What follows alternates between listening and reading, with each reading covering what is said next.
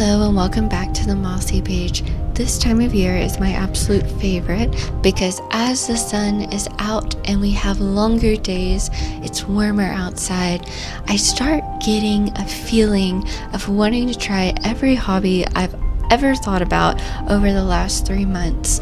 And so I'm going to take you through a week in my life, what that looks like, new hobbies I'm trying, activities I'm doing now that it's warmer outside, show you a couple of my animal friends that I met along the way, and just have a really good time.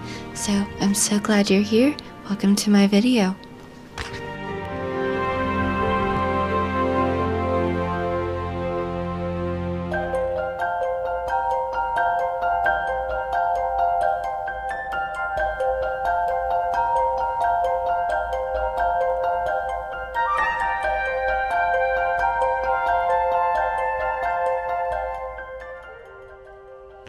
Just like life, nature is always changing, and I am too.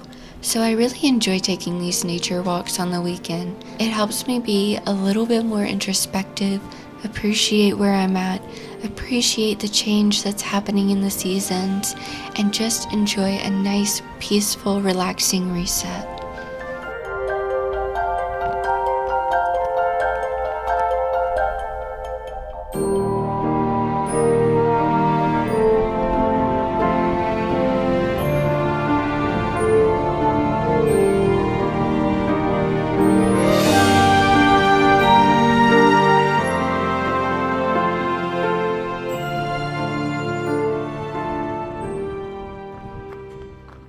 It seemed like nature was bursting at the seams.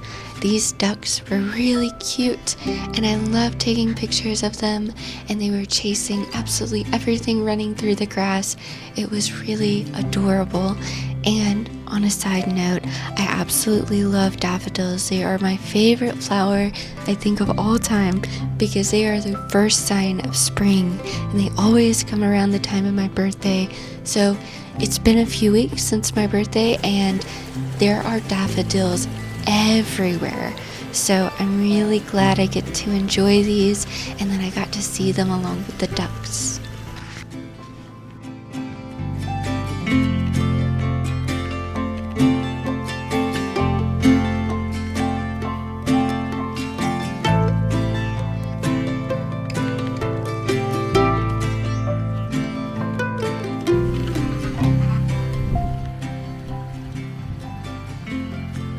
My husband decided today was a beautiful day to take the camera with us on our walk, and so he took pictures of everything that sparked his interest and curiosity and anything he found beautiful.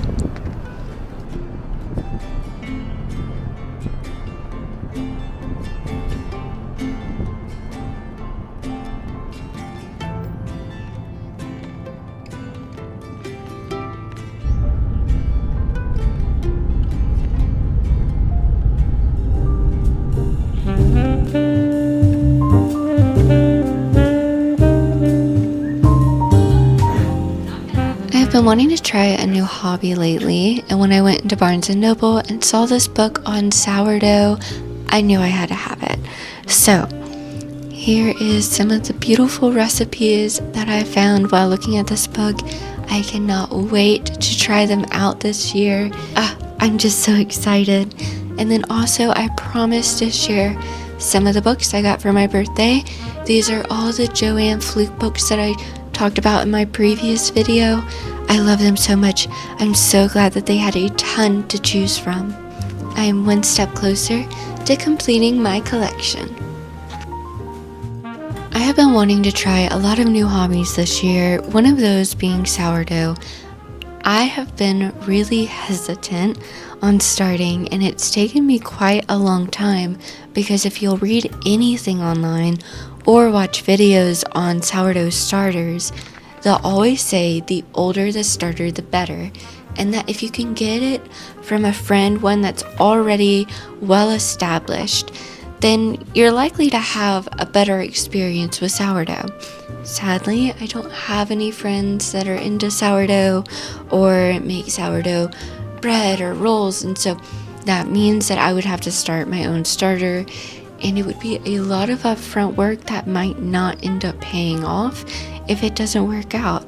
And so, just like people create generational wealth for generations to come behind them, I'm creating my own generational wealth by starting my own sourdough, so that if my friends or family or generations to come wants a sourdough starter, I am more than happy to share it with any of them.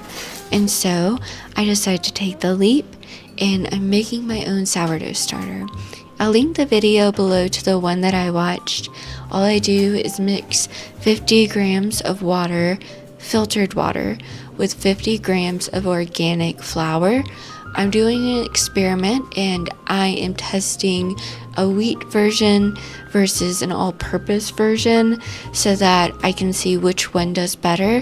For my research, I've seen that more than likely the wheat will probably do better, but all-purpose is also really commonly used, so I decided to start them both at the same time. I also decided to put aluminum foil over the top of them as they need to breathe, and I don't really have a cloth that I can use for the time being.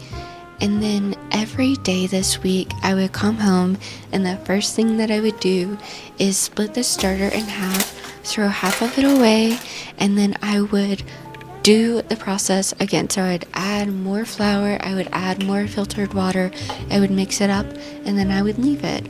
And over time, I saw that more and more bubbles were in my starter, which is a great sign. I also gave it the sniff test, and I smelled it to make sure that it was having that sour smell that you get with a sourdough starter, and it was. So both of my starters took very well.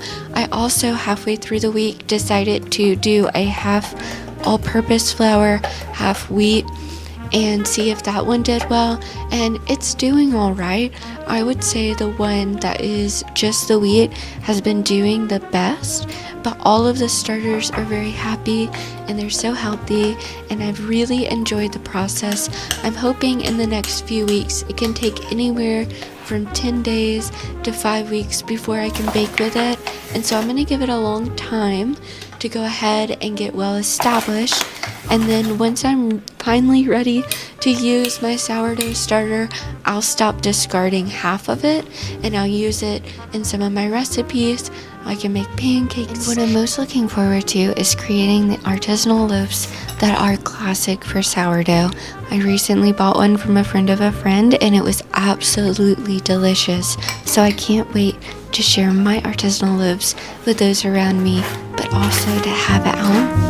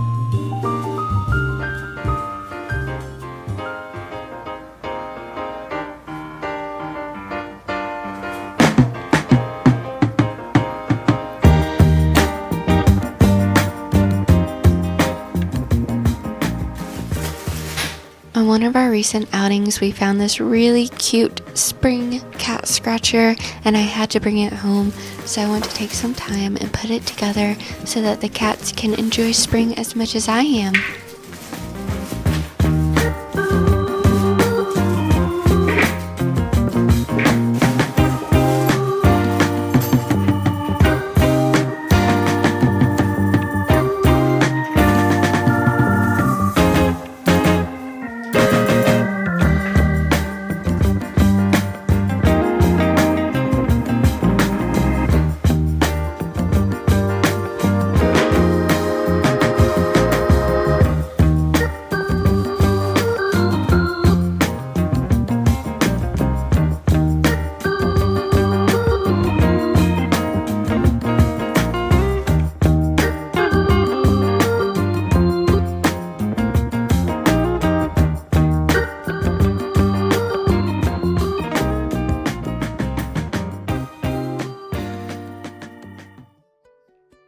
I could not wait to get back into my garden, but because there's a bit of frost on the forecast, I wanted to make sure I used the raised beds because I could easily cover these.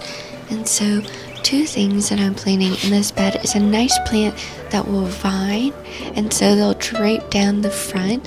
And then the second thing is I planted these a couple of weeks back, but there's these foxtail ferns that they're really condensed and small, but they're so fluffy and bright and green, and it brings so much color and vibrant color nevertheless to the space.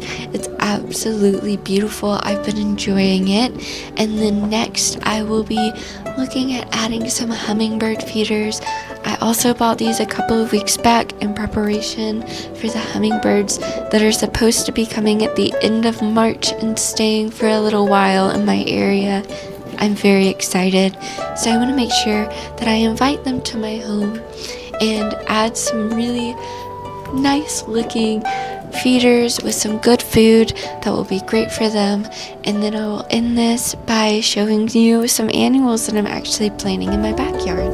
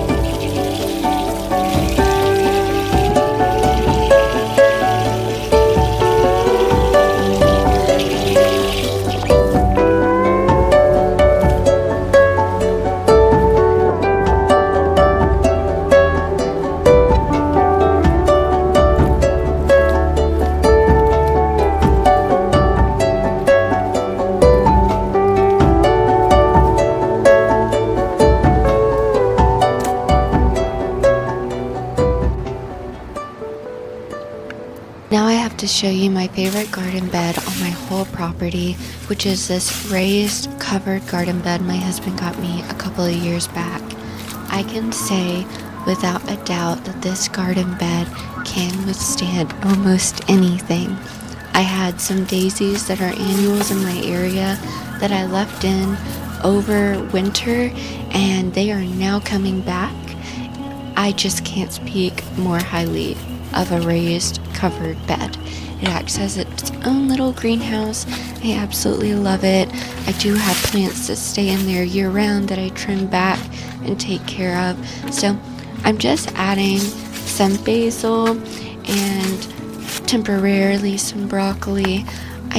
I'm not comfortable enough to put them out just yet, but I saw them in the store. I couldn't help myself, and so I want to give them the best chance possible.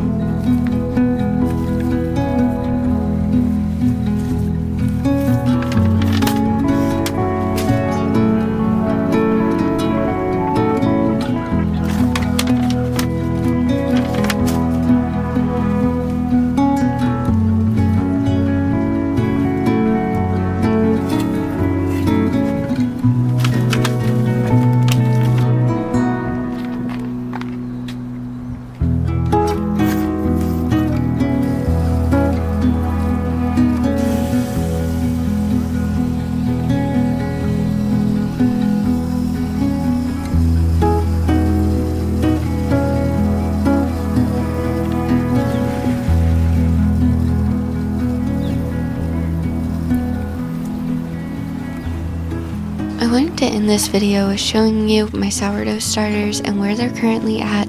As you can see, they're bubbling and happy and growing every single day, so I'm so excited to share. It was a success, and I cannot wait to show you what my first loaf of sourdough looks like.